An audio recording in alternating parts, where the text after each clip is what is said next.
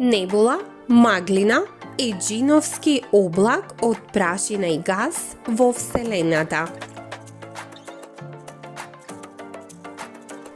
Овие маглини или облаци се создадени од гас и прашина исфрлени од експлозија на звезда што умира, како што е, например, супернова.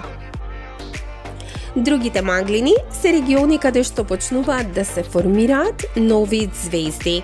Небула е джиновски облак од прашина и гас во Вселената.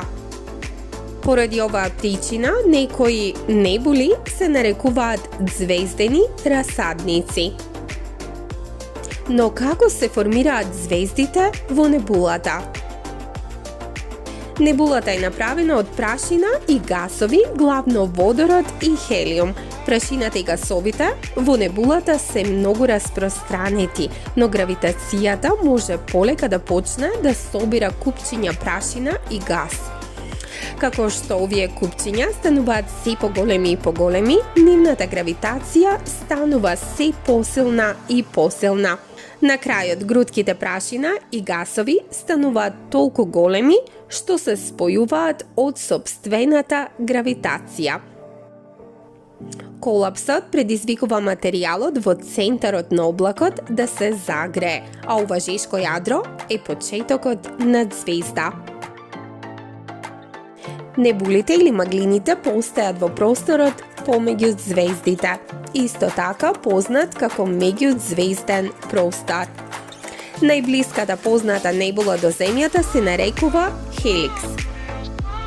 Таа е остаток од звезда што умрела, веројатно таква како Сонцето.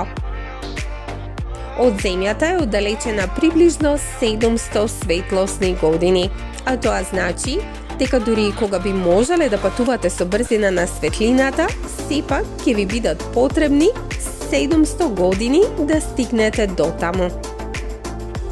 Таа изгледа како морничаво сочно јаболко, но всушност е маглина.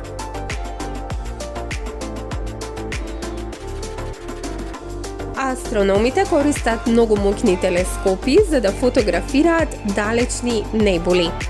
Вселенските телескопи, како што се Вселенскиот телескоп Спицер на НАСА и Вселенскиот телескоп Хабл, снимаат секојдневно снимки од далечните небули.